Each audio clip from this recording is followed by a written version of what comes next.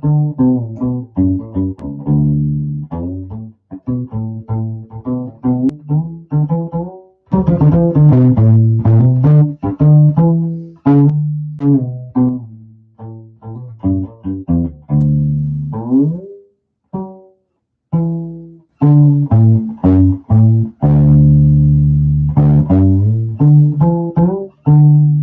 guys, so as you can probably tell already, it worked. The strings did not break the neck so far. I don't think there's a crack. It's hard to say if it was like this last time. The glue just doesn't look quite as solid on this side, but that may have just been the way it was last week. I honestly can't remember. But yeah, it lasted the full week. So anybody that said it was going to last a full week, you were right. It succeeded in making it a full week. Sorry, it was a little dark in here. So apparently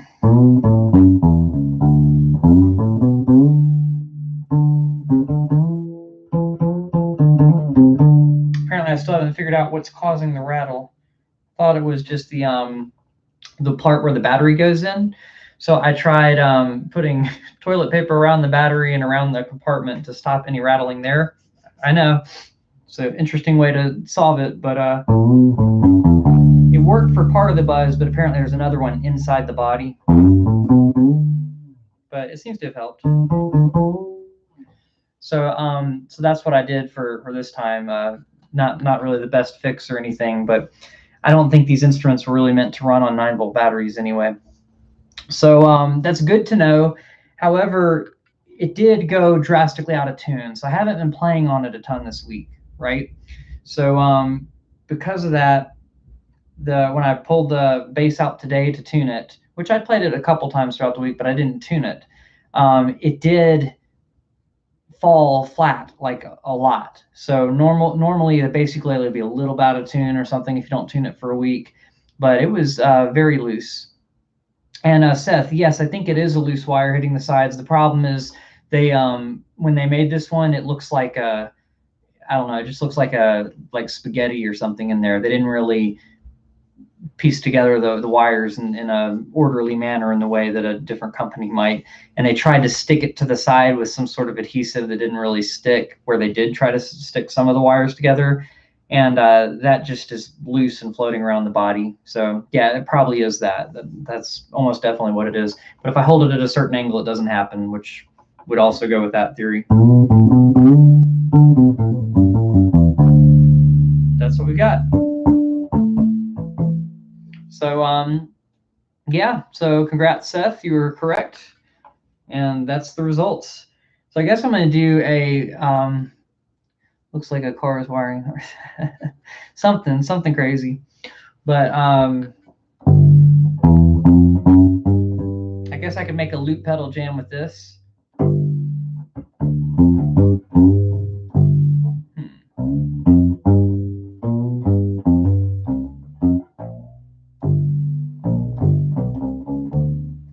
So I'm going to try to do a loop pedal jam with it and just see what happens.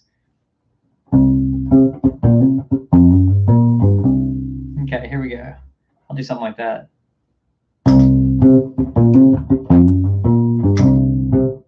Might have hit it too soon.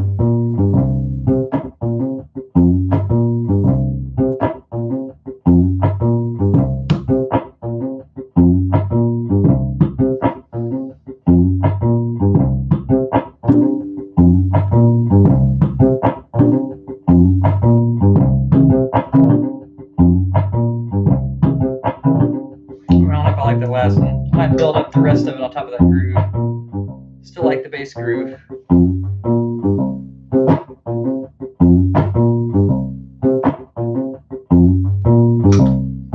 That's what recording.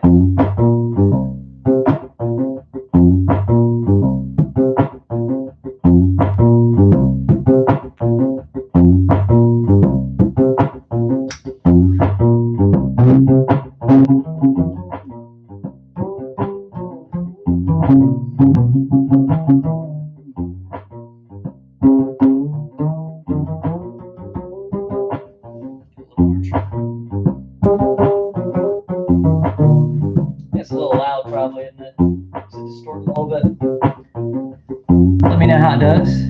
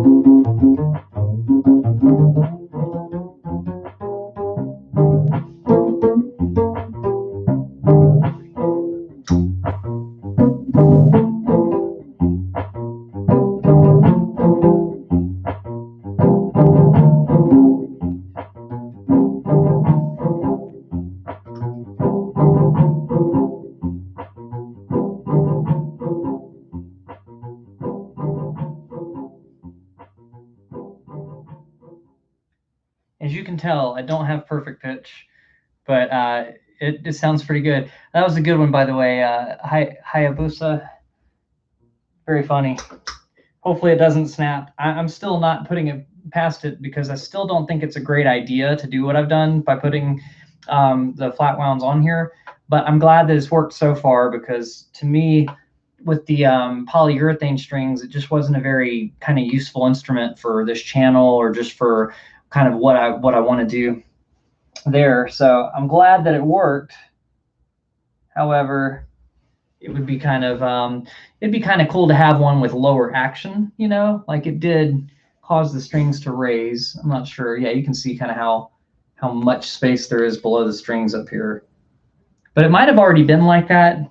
I have a feeling that it's a bit worse. I wish I had done like a measurement before putting these on though. But it sounds pretty good if I can just keep it from rattling, which so far, I mean, you know, just then it was doing pretty well with no rattle. So yeah, it's just kind of fun doing that. And of course, it's always fun to slide really far on a fretless. But trying to do a whole bunch of sliding in tune, it's not always perfectly in tune. But yeah, now it looks much more like a miniature version of my upright back there. Let me see if I can get it to like line up in a weird way. So like, let's see. But you can tell it looks a lot more like it anyway. And the wood on the bridge, I think most of them have a similar wood. I'm not sure which kind of wood that is. Let me compare it real quick. Yeah, so it's not stained like the or maybe a different kind of wood. I can't tell if it's just a staining that Kala did on that or if it's just a totally different kind of wood. Let me try it with a different one. Oh. Yeah, the exotic mahogany is also darker as well. So then maybe they used a different kind of wood.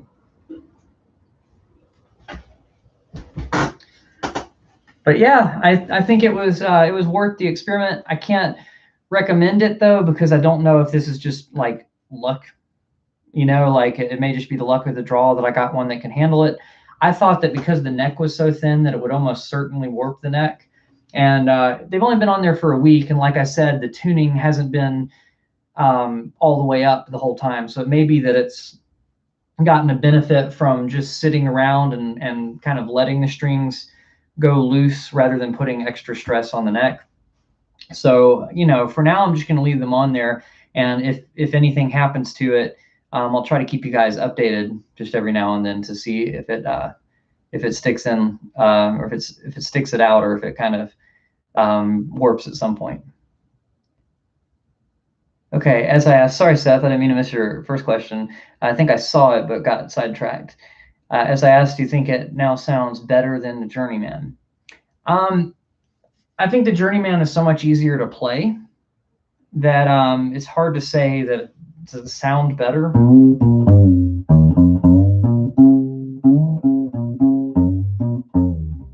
I think because it's fretless, it sounds more like an upright.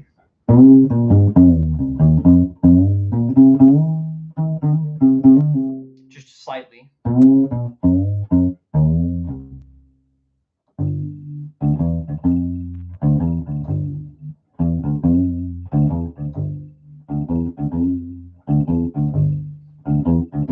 So that's kind of fun. These strings are the Kala and Gali flatwounds, so they like work together. So Galli flatwounds, and yeah, basically they're what I like really on the Journeyman, and what I probably prefer on some other basses too. But I really thought they would sound great on a fretless, and they do. And the reason I like this is because with the polyurethane strings, it's kind of weird when you slide with them. Whereas with these, they're super slick, so they slide really well. Oh, the EQ on this is not set flat at all. It's a very weird setting, in fact. I have the bass between 2 and 3 o'clock. So, I guess 6 o'clock is completely empty. Let's see. No, 7 o'clock would be completely zero, if that makes sense. So if you're looking at it like a clock face, it's between 2 and 3. The middle is almost all the way up, which would be 5 o'clock, maybe 4 o'clock or 5 o'clock. And same with the treble. And I turned them up to make the melody kind of cut through on the looper, just when I just did that, because I had the frequencies up too high when I looped the bass part.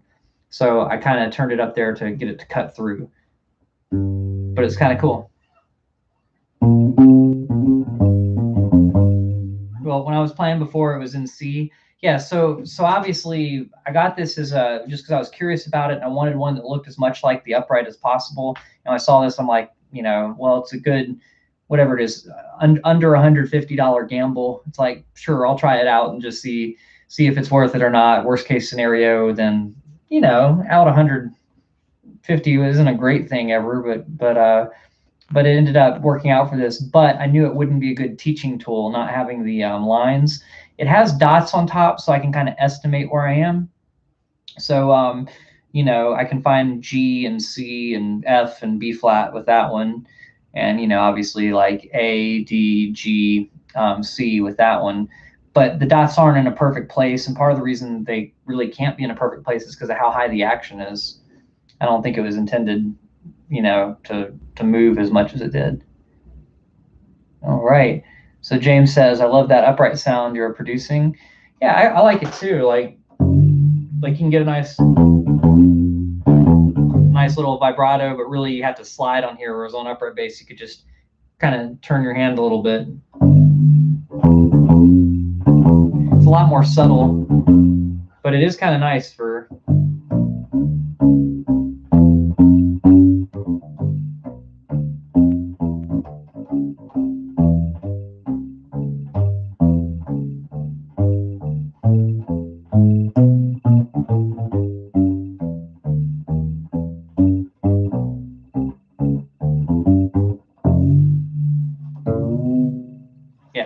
So it's kind of fun. And yes, this one does not have a truss rod. So that's the big thing that made it in question about putting these strings on it. So that's the biggest downside to this. Is kind of like if you decide to put flatwounds, you really are taking a risk. So far, it's held up to the risk, but it may not be a longevity kind of thing. 1 week is great. I'm glad it made it this far, but who knows how it'll be in a month? Who knows how it'll be in a year? I don't think it's going to snap, but I do think it could warp the neck. So we'll just see what kind of happens since they are higher tension strings. They still have nylon core, so they're not as high tension as they could be if they had a metal core with the same gauge, or they're not a thicker gauge that would have a higher tension either. So it's hard to say if it'll really affect it more than it already has, but only time will tell, and I'll keep you guys updated at some point. And if I don't, just ask me about it, and I can give you an update anytime on one of these live streams. So yeah, so far it's doing okay. Obviously, like I said, to get rid of one of the rattles, I have toilet paper hanging out there, and that's a little tacky on the battery compartment. But that seemed to help a little bit too. So if I had something better, some sort of cloth or something, I might like attach some cloth to it on the outside and the inside of the battery compartment to keep it from doing that. I looked up the scale length at some point, but honestly, I can't remember now. I had to look up the scale length because I wasn't sure if these strings would work for it. And it's actually a shorter scale length than the Kalas. So it's not much shorter, but when I held it up to back to back or forward to forward rather, with the Journeyman, technically the scale was actually shorter on this one, which I did not expect. I thought it would be longer. So let me try to line up the nut. So here they are lined up. And you can see it's like the bridge comes up a little higher than it does on the Journeyman. So it's actually a shorter scale, which I thought it would be a longer scale. So no, this one's not 22 inches. It's smaller than that. So I'd say the Kalas are 20 point, whatever I said for the bamboo. I already can't remember. I have my notes somewhere for that video. I can also look it up online. I think I have them in here. Let's see. Not far enough back. So let's see what we got for the scale length. 20.875 for the bamboo. So this is probably between 20.5 inches and 20.75 inches. Don't know what that is in centimeters off the top of my head or anything, but that's what it is in inches. So yeah, Seth, about 20.5, I would guess.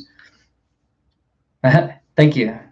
Yeah, there's all sorts of allergies and things going over here, so I apologize for that. But it may happen again. Just it's just that kind of time of year. So does anybody this week have something different that they'd like to hear here on this particular bass? Or do you have any questions about the other bass ukuleles? For anybody that doesn't know, the other ones that I have are the Kala Journeyman, which you saw a second ago, the exotic mahogany that's leaning against that wall, and somewhere behind this chair is the Wanderer leaning against the Warrior case. So if you have any questions about any of these models in particular, I can tell you a little bit about that. If you have any questions about the bamboo bass that I didn't cover, let me know. That one was a lot of fun to play. Actually, I was pretty impressed with that. I went up to Uke Republic and I played on, I think they had 5 different models of bass ukulele. 4 of them were U basses and 1 of them was the OBU 22. So I'm going to have a review video on all those coming out, just at kind of different times. Obviously, I don't want every week to be a review video. So next week I'll probably do one of the Patreon requests. I have one Patreon request that I haven't done yet. So I'll probably get to that next week. And then the following week, I plan on putting out another review. So I'll try to stagger them a little bit so that it's not all reviews all back to back. All right, let's see. Hi, Busa. Do you remember the set of Flatwounds I recommended and you tested when Flatwounds first came out for U-Bass?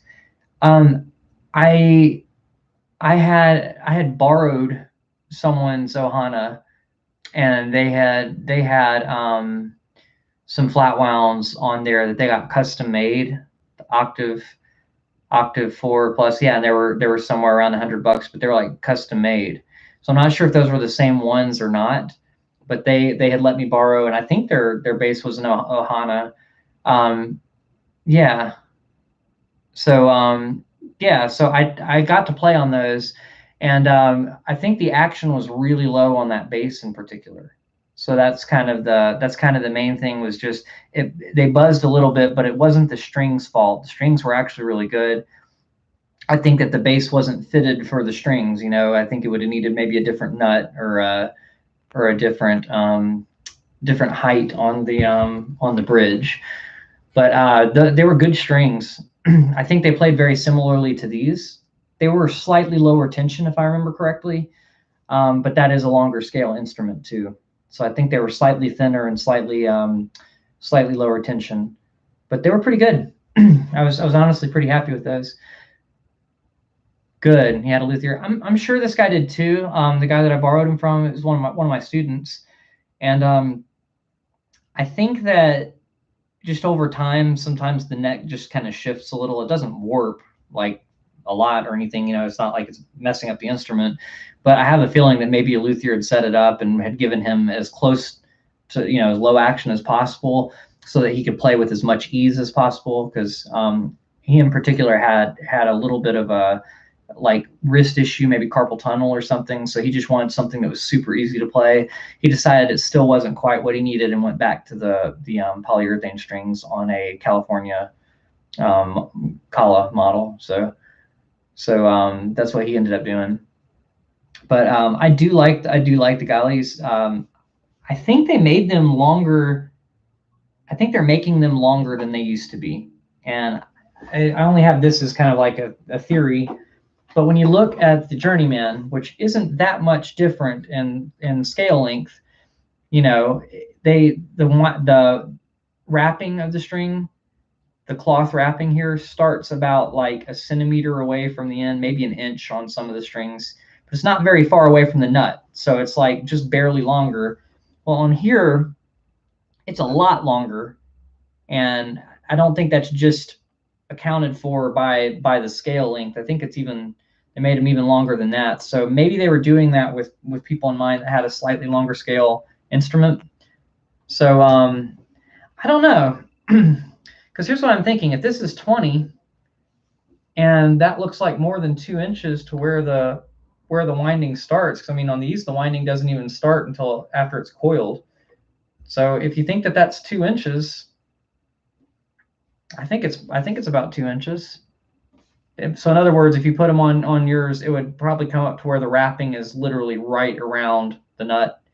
It may happen to where it still comes up above, or it may even happen where I'm slightly off and it comes out slightly below, in which case you might have to undo some of the wrapping so it doesn't mute the string. Yeah, I think as long as it's past the nut, it might be fine. One thing I am going to say, though, is the longer scale, you're going to have the strings looser. So it's going to have lower tension. And you could argue that lower tension might make the notes not sustain as well, or it might mess a tiny bit with the intonation even. So it would really be a kind of shot in the dark. You'd have to test it out to really know for sure. But I think if you have the more expensive ones, that those are probably the ones you want to leave on there, unless they're just starting to go dead or something. But I have a feeling those are specifically designed for that instrument. You probably want to keep them on there.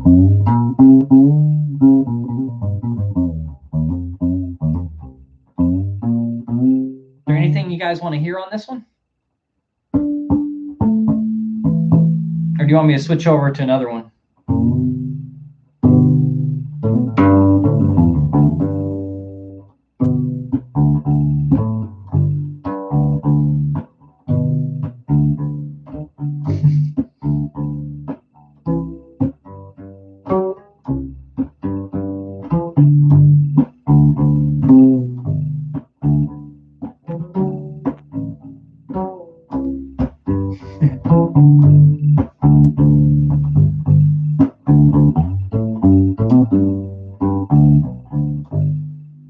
Highway Star.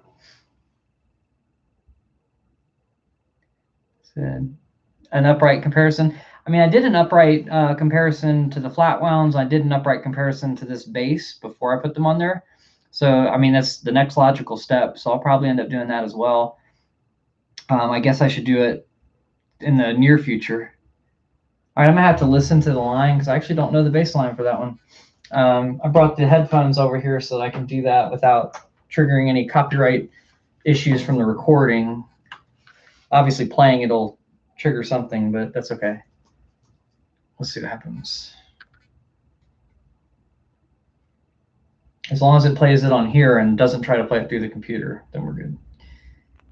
So I'm using Spotify. So let's see, not now. Oop, it flipped for some reason.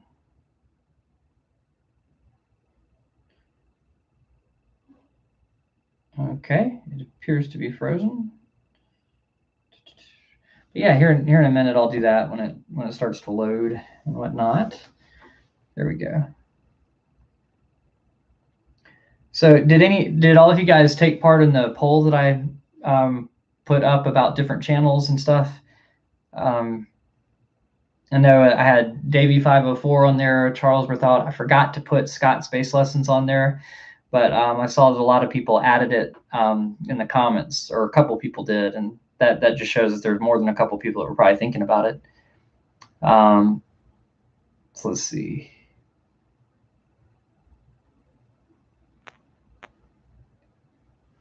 Highway Star. Let's see what we got.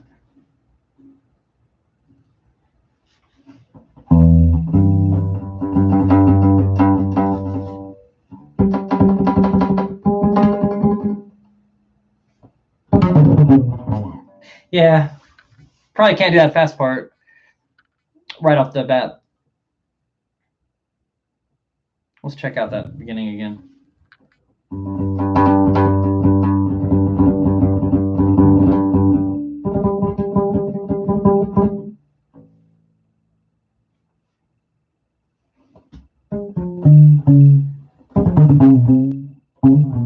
I could make a guess on what those notes are. It sounds very blues scale, kind of minor pentatonic. There might be an extra chromatic note or two thrown in there. It's just kind of moves by kind of fast to be able to pick it all out. Let's see. For my ear. Something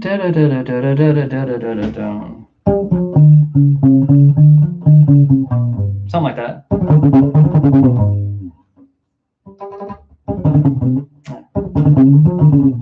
Something like that. But it's very, very cool lick right there. Very good suggestion. I like that.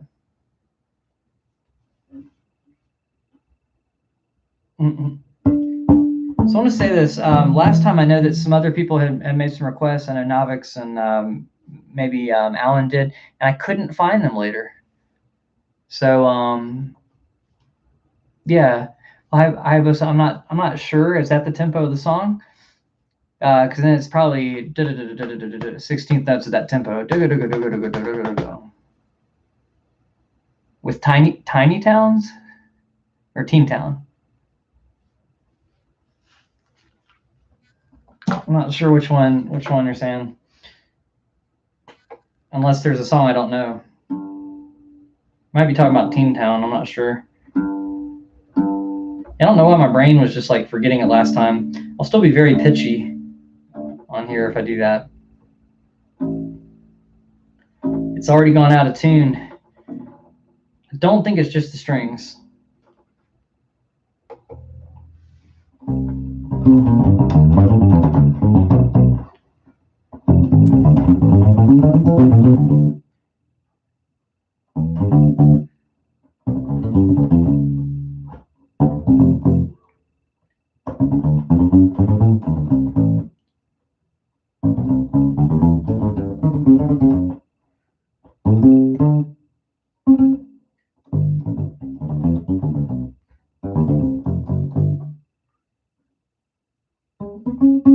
So like there's that much of it. But yeah, so there you go on that one. I guess I could try. It'd be kind of pitchy, but I could try doing if I could make sure that was a C.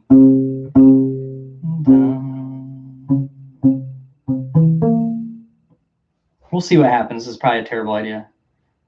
It's a C going to It'll be kind of pitchy, but that's the basic idea. Dun, dun.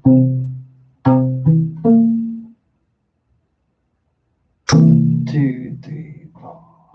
2, 3.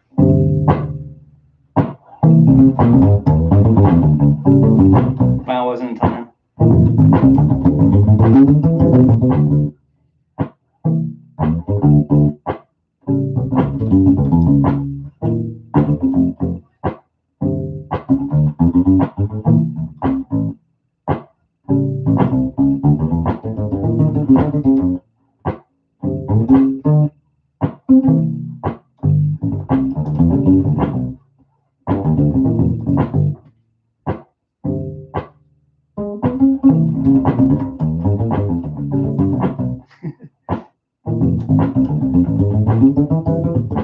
That didn't work.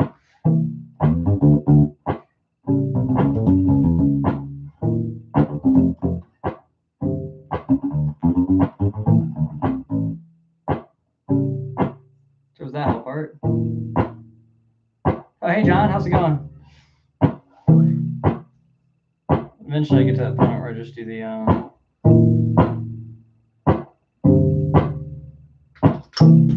it's supposed to stop.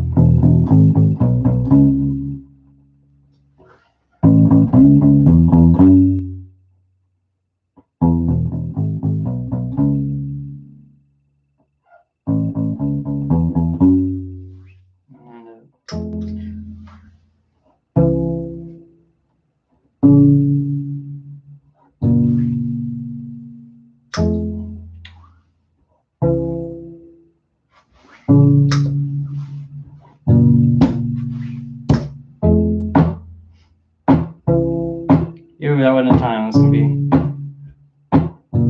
okay. Nowhere near in time. All right, guys, that's it for this week. But yeah, it's kind of hard to get these on tune. Why the half bend? I'm not sure. Not sure what that's kind of about. Why the half bend on which thing?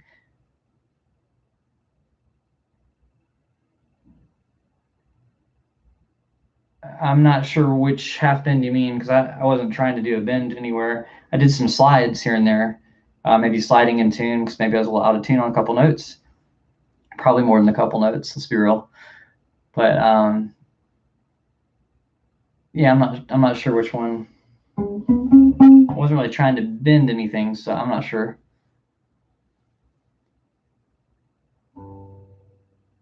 I'm not sure. Most of the time, I'm not really trying to bend on these, because these strings are better for sliding. Bending kind of does put friction on the fingerboard, so I don't really want to like dig grooves into the fingerboard of the instrument. So I slide, if you're talking about sliding, but I'm not really bending into notes on purpose. If that's what you're saying, I'm kind of sliding into notes. But I'm not sure about bends. If I did bend, it was unintentional. Because at least in that one, there were no intentional bends. So there might have been an unintentional one, or it might be also just that the strings are so high that it looks like a bend. Honestly, I don't know where in the song you're talking about, and I can't really rewind to it. It's possible though. Yeah, round wounds also, yeah, they definitely are not intended for materials that are softer than ebony. If you have ebony wood as the fingerboard material, it might work okay. But if you have like rosewood or something, yeah, it's gonna dig trenches in it. You're gonna have like deep grooves in there. But yeah, John, I don't know how to play skunk funk. I should learn it, but that's a good one. I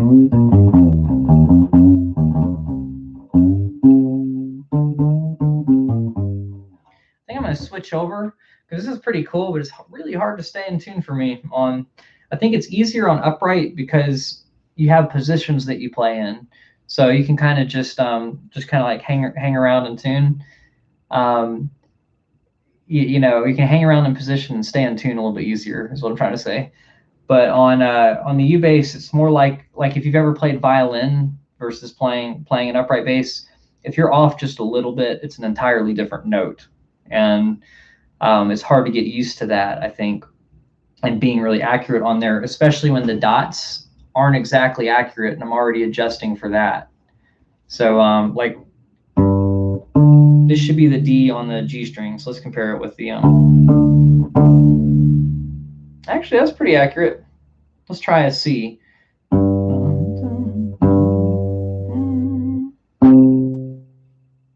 That one's a little behind where it should be, I think. It's really not too bad. Actually, I did a pretty good job on the dots, I guess.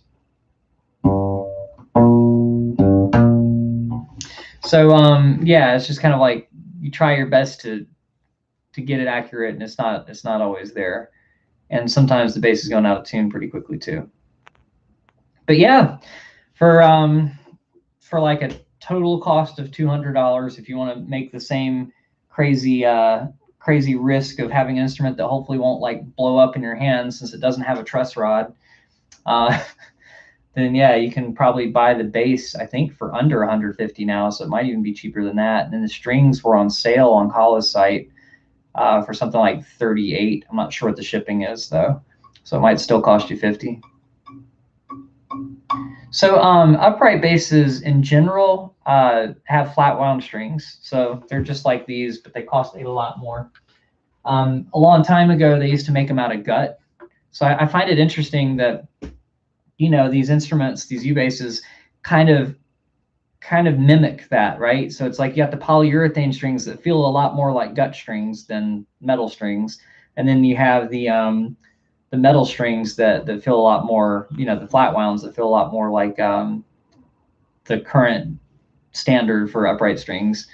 And then you have the round wounds, so you got the electric bass option too, if you want. Were you asking the scale length? 37? I'm not quite sure if that's the scale. I'd have to look up the scale length, but yes. So, is your question? Oh, your question was, is bending to sharpen or flatten a note? Yeah. So if you hit a note and you bend it, it makes it sharp. It does sharpen the note. I'm sorry, I just misunderstood that was a question for that. Yeah. So that's the answer. You bend and it actually raises the pitch. So that's a good question. All right, ebony. Oh, it is an ebony. Yeah. If you get an inexpensive upright, sometimes they'll base the fingerboard, will be made of like maple or something. I had one that had a non-ebony fingerboard, but it was painted to look like it was ebony. And sometimes that stuff, it was almost like polished or something. It got on my hands a little bit, and then it warped. And when the part's like floating on here, it warped upward.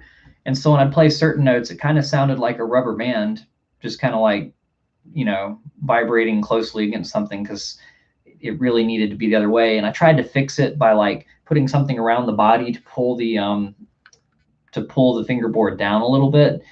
But obviously that's not really a good thing to do for an instrument. There are better ways to solve that problem. But that was one of the issues I had of that. Yeah, and the cost of the galley strings, I'm not quite sure. But yeah, they were like 38 on Kala's site recently. They were doing a closeout, which scares me because that makes me think that they're going to stop making them. But hopefully that's not the case. So that's what I keep thinking now. So I'm probably gonna get a couple more pair just in case. So Jerome says, I have an SUV, a sub Kala. Will the neck handle the change? Do I need to change the pickup? So I don't think they recommend putting those on any of the solid bodies. I can't remember if the SUV has the floating bridge or not.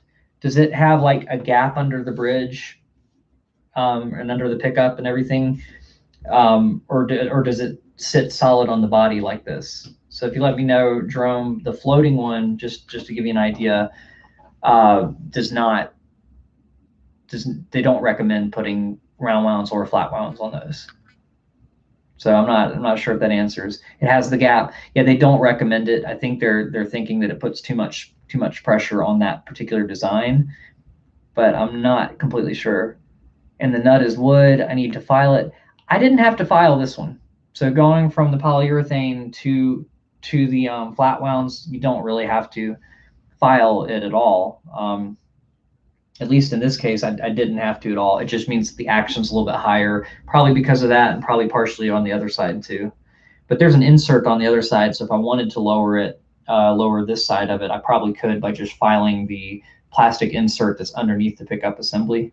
There's like a thin piece of plastic thrown in there, and that's what that's there for, I imagine, is to have an option. But that's totally different on the SUV basis, the sub. Yeah, so my understanding is the California custom shop, the upper end stuff is still made that way with the floating bridge like that with the bolts. So I think those are the ones they were saying it puts too much pressure on the pickup or some part of the assembly that they just feel like it's kind of like this though, probably. They don't recommend it. So if something goes wrong, they told you not to do it kind of thing. But that's like with this base.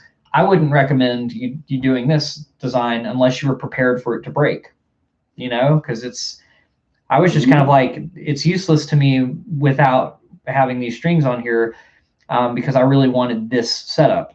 So I'm willing to take the risk of it just kind of like exploding in my hands one day due to the pressure, which I don't think it would be that bad, but I do think it'll warp over time, maybe not within the week. It's actually been pretty good over the week. But I think that it might over time. But I like right now you can slide all the way up it. It doesn't like lose volume anywhere. But yeah, I can't really recommend the flat wounds because Kala doesn't really recommend putting the flat wounds on any of the solid body models. But you can always try it. You're just taking a risk onto your own thing. I think some people are willing to try it. What model is out of the box on metal strings? The Journeyman is not in production anymore, apparently. Well, it actually is. I'll talk to you about it a little bit. I just went to Uke Republic and I got the owner of the store, Mike, to talk to the representative of Kala that he's in touch with. And they were talking about what's going on because I wanted to compare the Nomad to the Wanderer. And the Nomad, I know it's not about the Journeyman, but I'll get to the Journeyman in a second. He had a Journeyman in stock with the round wound strings on it. But their plan for the Wanderer is to have that one be with round wound strings. So the Nomad will have the rubber strings or polyurethane strings, and that one will have those. So that's just some like inside information about why the Wanderer and the Nomad are so similar. Is because that's their plan with that one. I don't know if they're stopping production on the Journeyman or if they're just like not doing much production right now in general. They stopped making the red Journeyman, but I think they're going to continue making the black one with the round wound strings and possibly the wood grain one too. I'm not sure what their plan is for that one, but I saw one at Uke Republic that had metal round wound strings on a Journeyman that was wood grain. So that was changing a little bit too. So there might be some changes coming up in store. I think Kala has a tendency to experiment with the U-base line, and they just don't stick to making the same ones year after year. So there's no telling what they're going to come up with. But like I said, I've got some reviews coming out on the zebra wood, the spalted maple. I just put the bamboo out, and what's the other one? The Nomad. So I'm gonna make videos for those, and they'll be out in the next few months. But they all take some work, and I do want to have some playing related videos on here too, not just review after review after review. So Jerome says, I think the Kala has no more Journeyman. I know that they had a couple that had blemishes and they were trying to sell those like they were getting rid of the stock. I don't think that means that they're stopping production on it right now. If you look around their site, they're like out of everything. You know, they have a few things in stock, but there's a surprising amount of things they don't have in stock. So I don't know that that means that they're stopping production on it. Judging by Mike talking to them, they're not going to stop the production on the black journeymans or journeymans, but they did stop the red ones. They did discontinue the red ones. I do know that one, and he did confirm that. So the black ones should still be available, and they'll probably make more of those. It's just, I think they make them in batches, and they just decided to not finish that right now. California versus normal, according to you.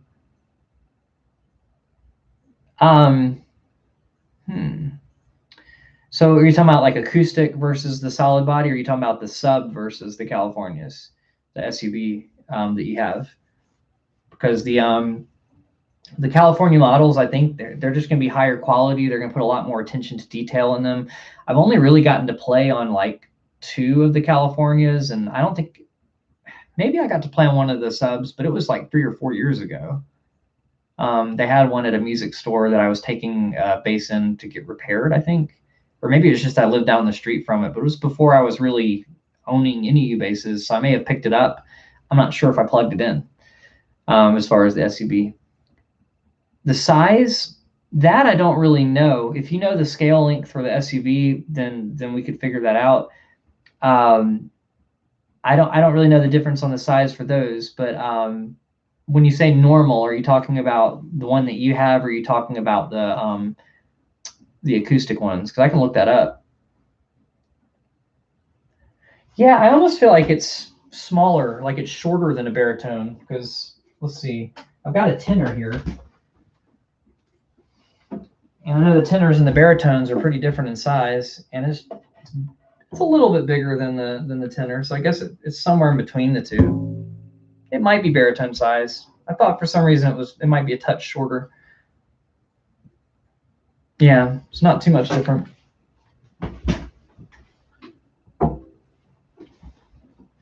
I don't think that any of them are that different. So so basically the body might be slightly smaller, but I think the scale length is going to be very similar. So I'm going to look it up on the Kala site and just tell you accurate information instead of guessing. But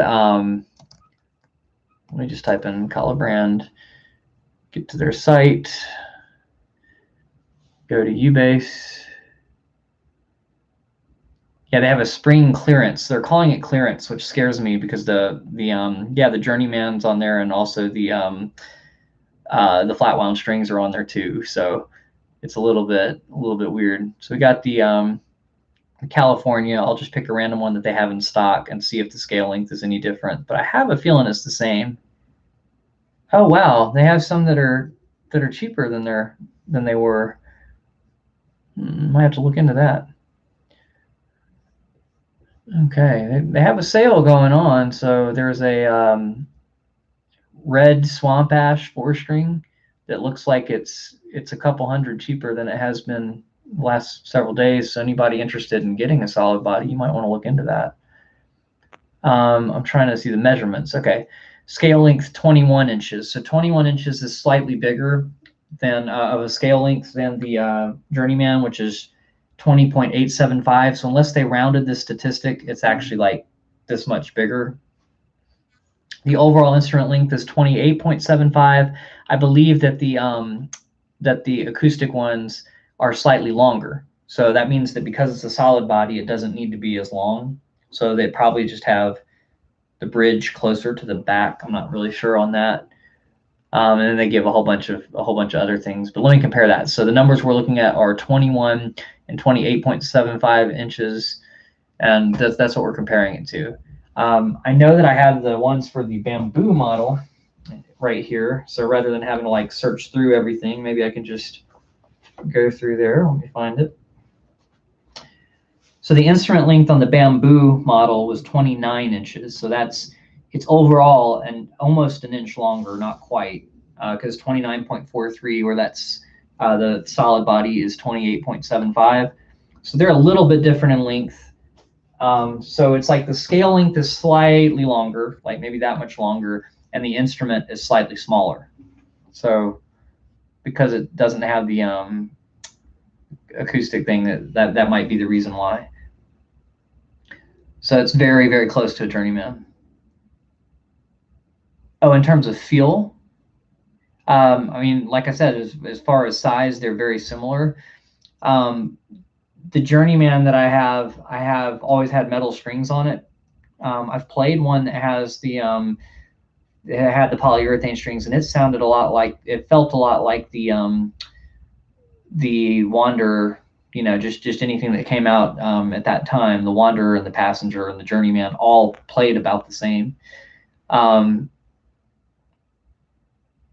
So I wouldn't say that the California is halfway between, and California and Journeyman in terms of feel. I mean, like I was saying, feel wise, they feel similar. I think the sound is slightly better with the higher end pickup that they put in there. So you probably get a slightly better tone out of it, although it's still going to sound like a U bass.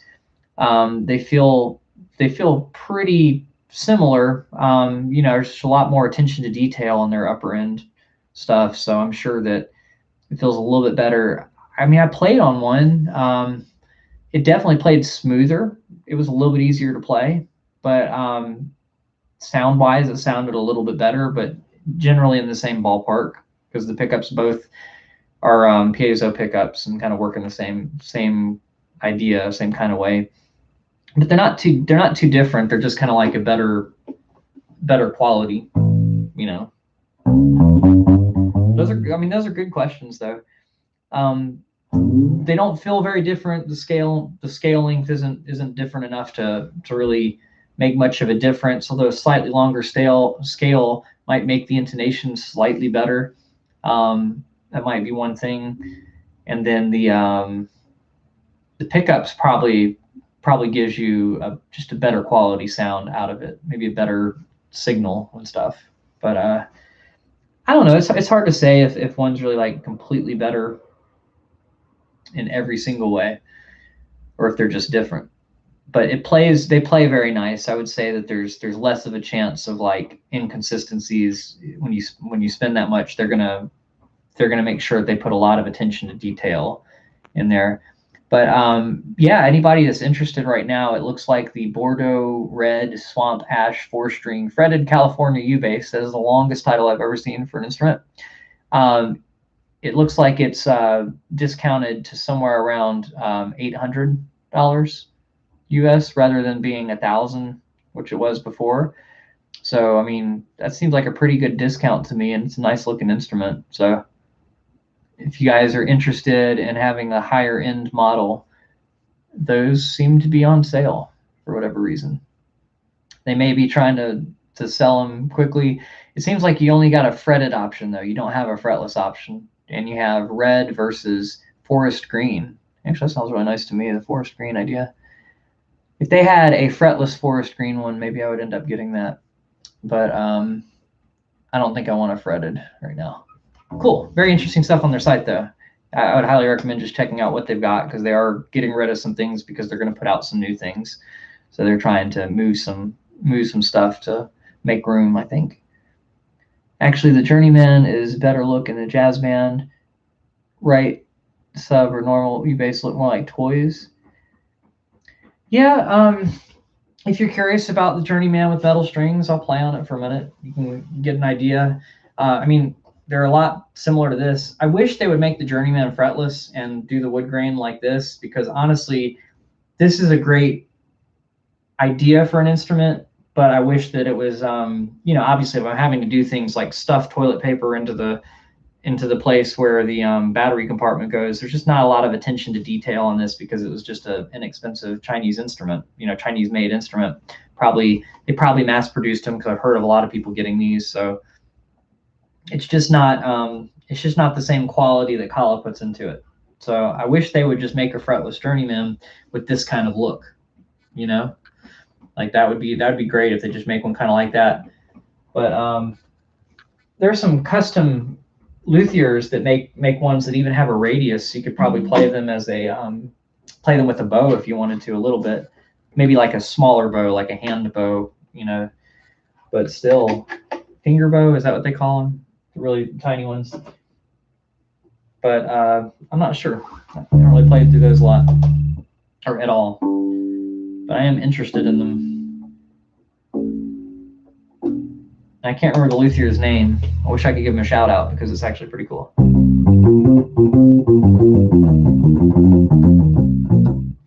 So this is the Journeyman. That was with everything flat. So I'm going to make the EQ kind of more like what I did on the other one, just see what happens. So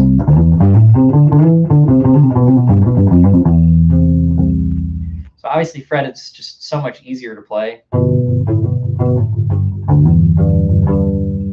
Right now I have the volume a little low. Let me turn it up a little bit.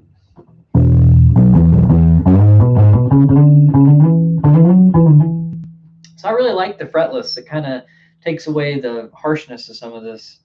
So I'm going to turn the treble down, turn up the middle and the bass and see what happens.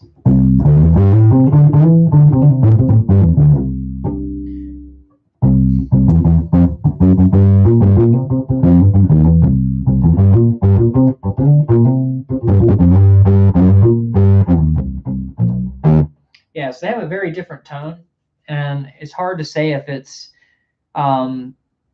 the fact that the body being bigger doesn't really make that much of a difference. Which one do you guys like better? Do you like the sound of the Journeyman or the sound of the, is it Musoo or Musoo? Which one do you guys like better?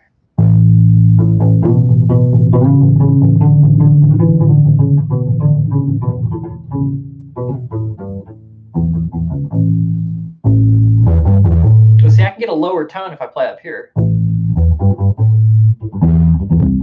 Okay, the distortion is probably just because I have the bass up too loud and the volume up too loud. It shouldn't be distorting at all.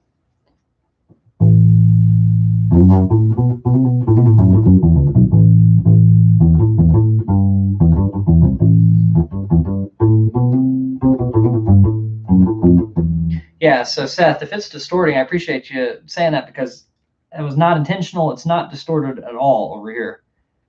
So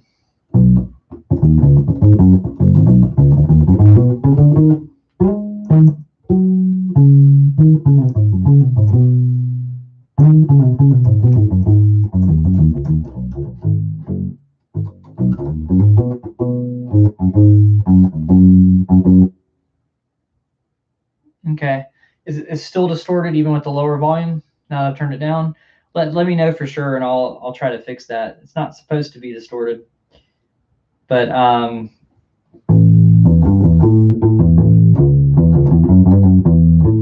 think something about my mic setup and these other things just like compresses the signal a little bit. But yeah, over here, I'd say they both have a really good sound. Oh, did the other one also sound like it was buzzing that much? Because I had the volume up a little bit louder on the other one too.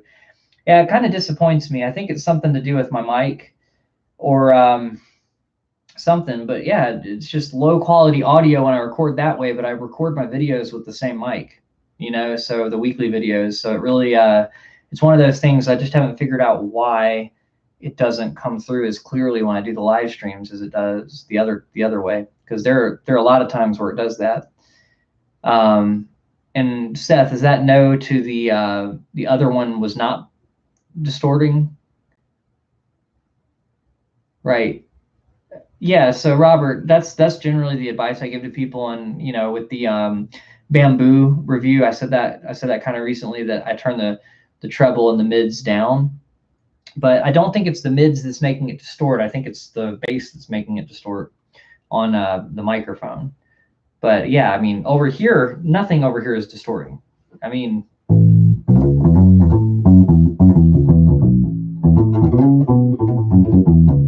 yeah, so Jerome, you're probably right on that.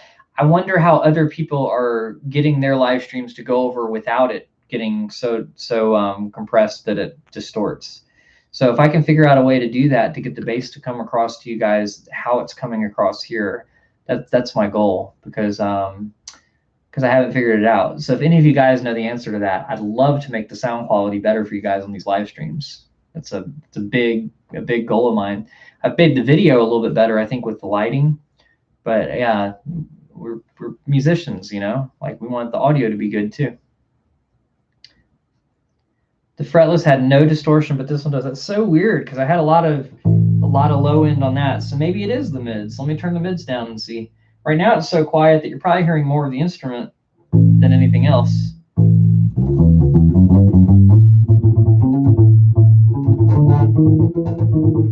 Are you talking about just the fret buzz? Like, I mean, because that's not distortion, that's just fret buzz.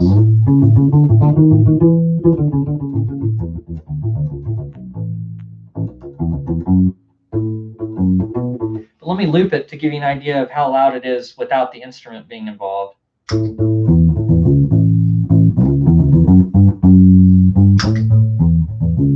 that's how low the amp actually is.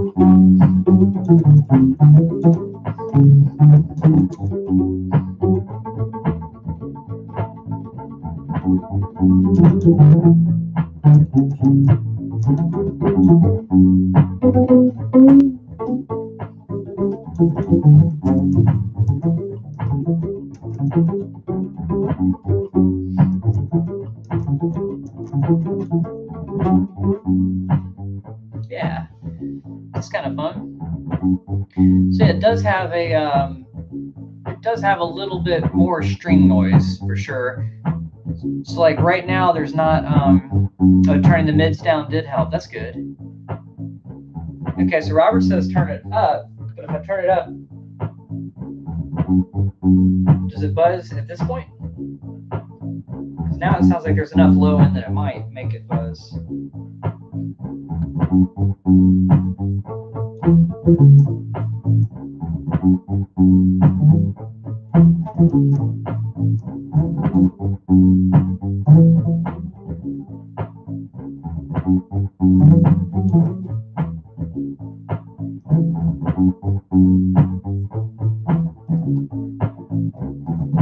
Okay, that's what it is.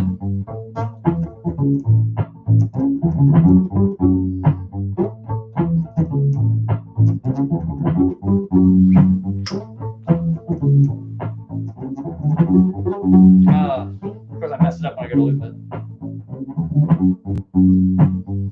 That was kind of a fun loop to just randomly do. Sometimes it's nice when you just improvise something when you're thinking about something else, like just trying to get the sound to come out. And it's just like, hey, that's kind of fun. I'll turn it into a song or a loop jam. For the record, for the people that haven't been on the previous live streams, this is the RC1 loop station that I'm using. And for the other record, I'm playing through a TC electronic amp. I don't know that they're still selling these. When I looked it up, I couldn't find it for sale anywhere except for used. So this one is the, what is that called? Can't even see where it says the name of it.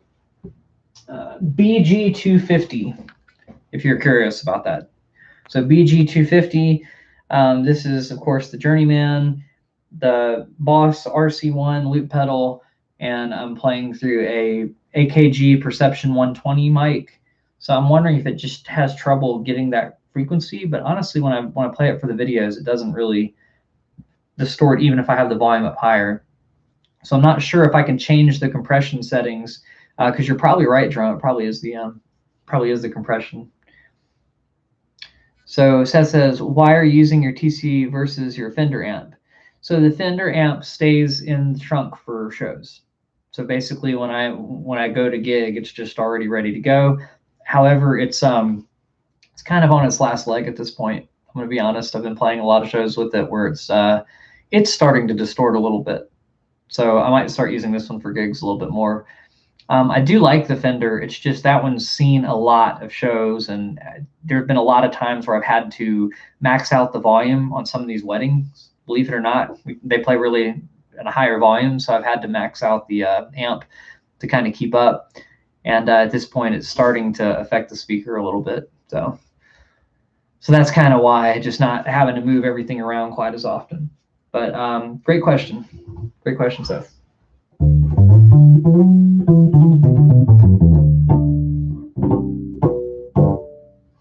All right. So does anybody else have any questions?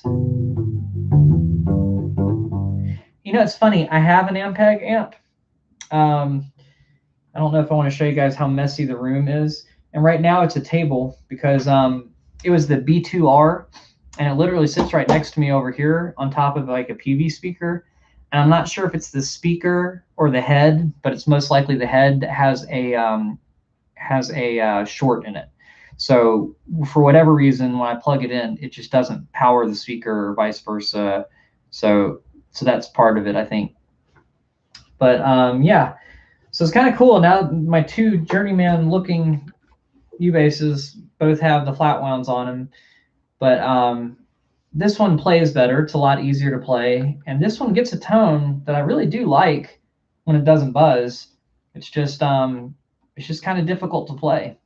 So they could have made it a little, a little more consistency like Kala does, and the strings would be more level all the way up rather than starting low and it having that giant dip. And I think part of that's the truss rod not being there. But yeah. Do you know any company besides Kala that makes any lefty U basses? I don't know for sure. I would say you kind of just got to look into it. I mean, see if we can find any lefty bass ukuleles. I'd use the term bass ukulele to probably find it. That might be why lefty bass ukulele. We'll see what comes up. So far, Kala comes up on top for sure. So that one that I just showed you, there's another one that looks exactly like it, apparently on Walmart, that they're calling the Amun 30-inch cutaway U-bass, but it looks like it's made totally, it just looks exactly like, suspiciously exactly like this. So now Walmart's selling them. That's interesting. So apparently I have a Walmart bass. We'll just go with that. Well, they're doing the online thing kind of like Amazon is, so they're not actually selling them in their stores or anything. Okay, so I'm trying to see if Hadean has any, just because I know you're probably looking at that for cheaper. It looks like they do. So I found a Hadean on Amazon that that's the 23 model, UKB 23 left-handed. So that one's actually pretty affordable. So yes, Hadean has some. So if you're looking for an inexpensive one, I think they're worth looking into. Ohana might, their quality is pretty good, so it might be worth looking into as well. I know they have the metal round wounds coming stock on a lot of their instruments, Ohana, but I'm gonna be honest, it's just a little too much for me. If the Ohana that I played at Uke Republic, it sounded great, but it has that really, really acoustic electric bass kind of sound, kind of like the Exotic Mahogany, just any of them with the round wound strings. But it sounded even more like an acoustic electric bass. So if that's the sound you're going for, I think it's perfect for that. But I like having ones with the polyurethane strings or the flat wounds. Acklot. So what makes the Acklot useless? Because I haven't heard a lot about that brand. I'm kind of curious about them. And James says, I have the Hadean bass UKB 20 SB and it plays great. Yeah, so I think I had the 20. I don't know if it's a 22 or what it was, but it was pretty nice. Yeah, it was a different model because it wasn't a solid body. But I wonder if they have any solid body left-handed, Hadeans, because they might have some left-handed ones too. It looks like that's the ukulele. That's not a bass. Okay, so these other ones, they aren't left-handed. So Kala has them. Hadean has one that's probably the most affordable one that I see is the Hadean. I'm not sure if the Aclot or whatever it's pronounced was cheaper, but who knows? The Hadean Walnut 23, that's the same bass. Okay.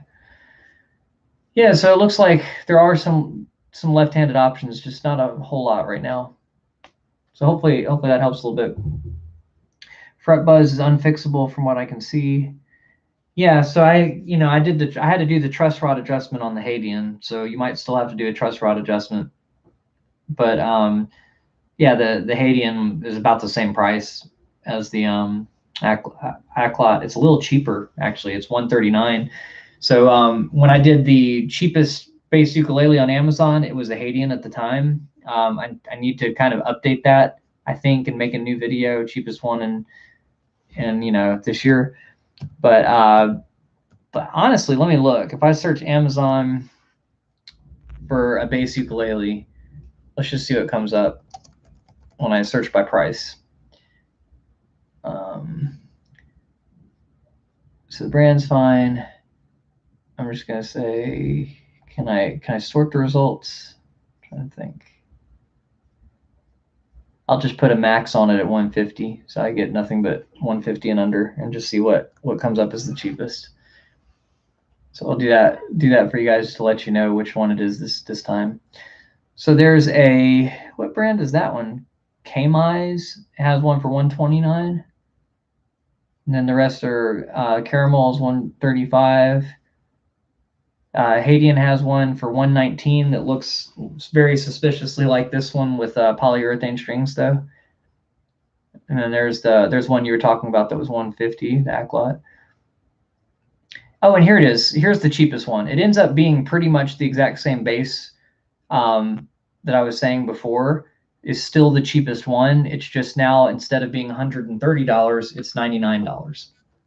So that's a pretty good deal, $100 U-bass. And that one played pretty well. The one I had was the Zebra Wood. This one's not Zebra Wood. It looks more like the Wanderer. But yeah, they got them down a little bit in price. That's pretty good. All right, and yeah, let's see. Really? So Alex, you what made you put down string instruments in general? I'm glad I could inspire you to keep playing.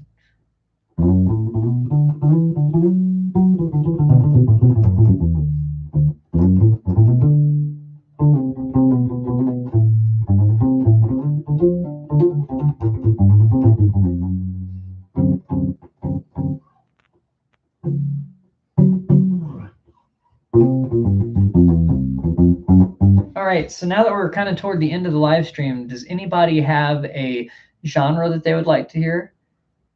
Oh no. Yeah, teachers need to not be jerks, because sometimes they don't realize that they can really hurt someone's passion for it.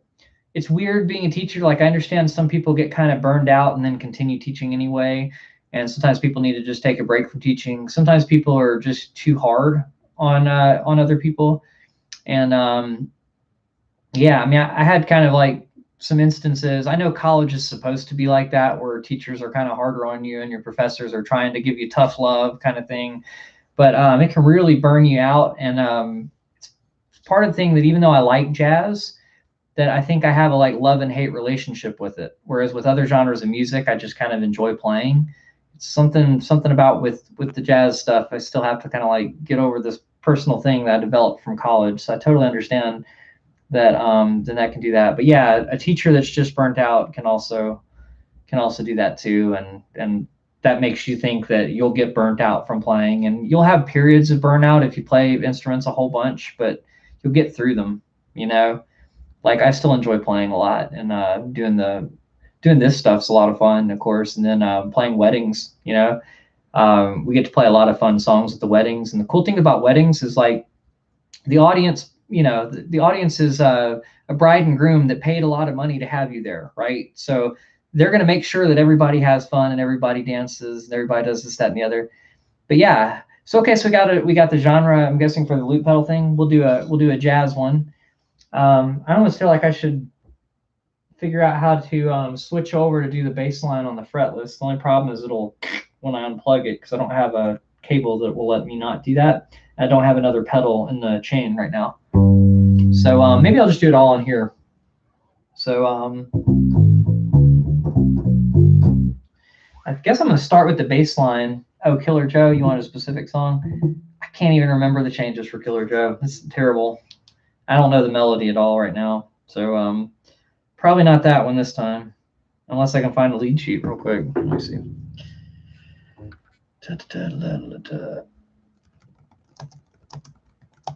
I just don't even remember what it's supposed to sound like, honestly. Okay, there's a preview for it. I always found the ones where they give you the preview when it's like a one-page chart. I always found those really funny. Like, here, look at this one-page thing. So I'm seeing, okay. Okay.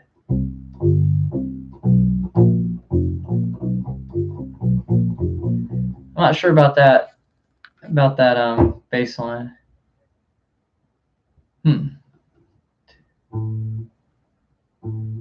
Oh, I'm reading it like it's bass clef, and it's totally treble clef, so that would be more up here.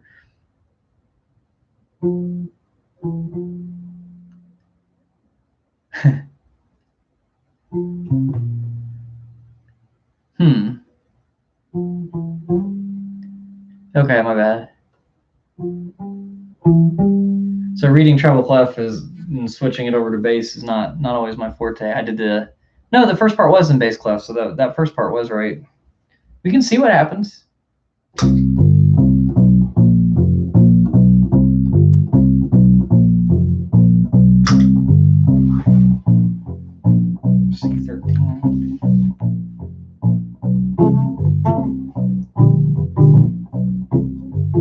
Okay. Guess I got the roots down low, so I can just do that up there.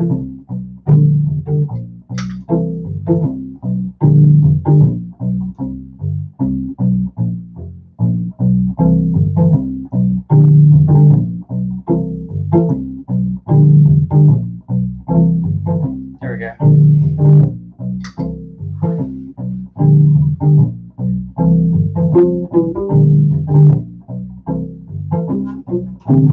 Whoops.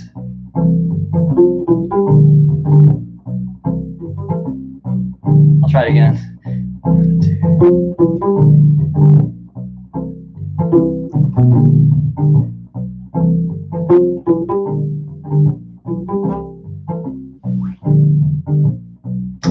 What's that? I can't stop the loop pedal quick enough. Well, we had something going there for a second. It sounded all right. Okay, bass line, there's an etude of double bass or something. Yeah, so this is just the way that they have it on the lead sheet. Is that not the right bass line? Yeah. So we've got the chords and the bass line going there. But I can't do the B section with the loop pedal. I can only do the A section.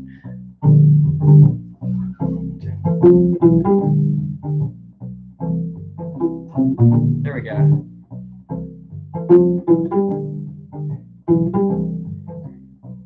Do it again.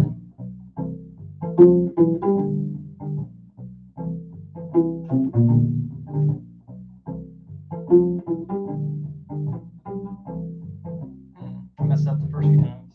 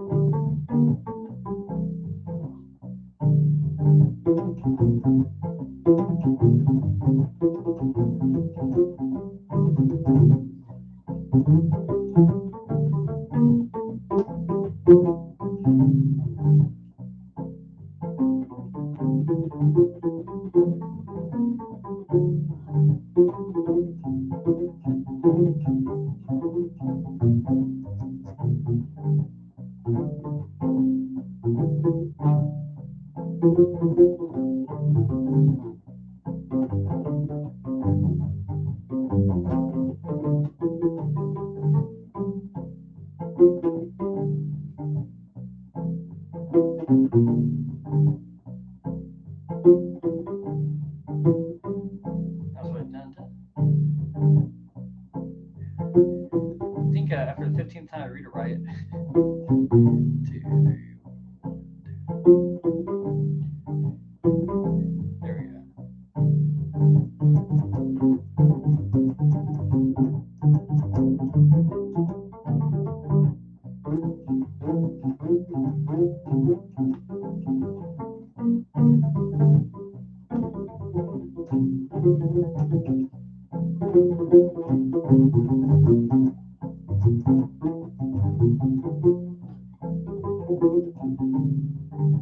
All right, now I'm just noodling.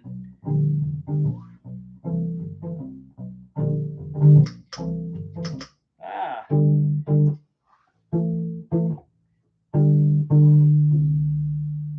Yeah. So that totally leaves out the B section where I'd have to have a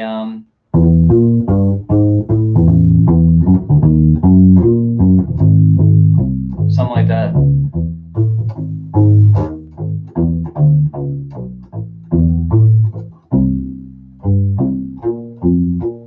Right, that's back to the melody.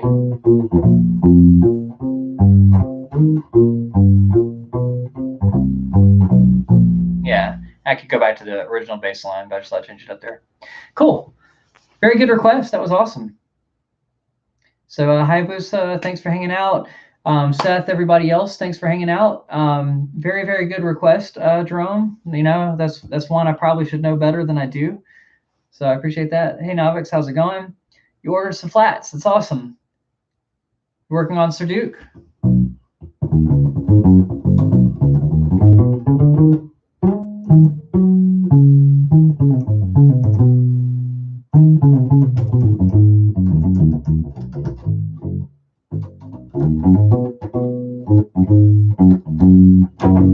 Yeah, so that one's a good one to do.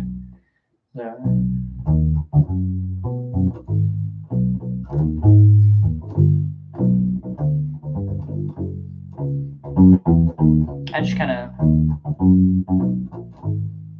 make up the line. I should probably know the actual line.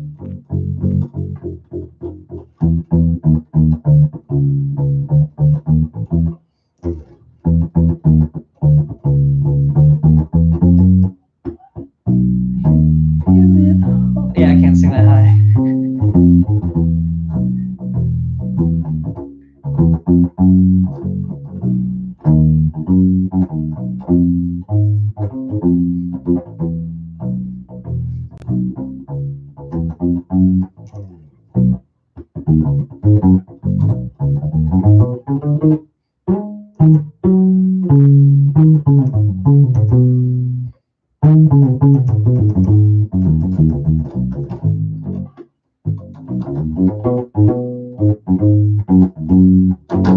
Yeah, so I'm kind of varying it up for the U bass. I think the actual bass line does some of those parts in a different octave.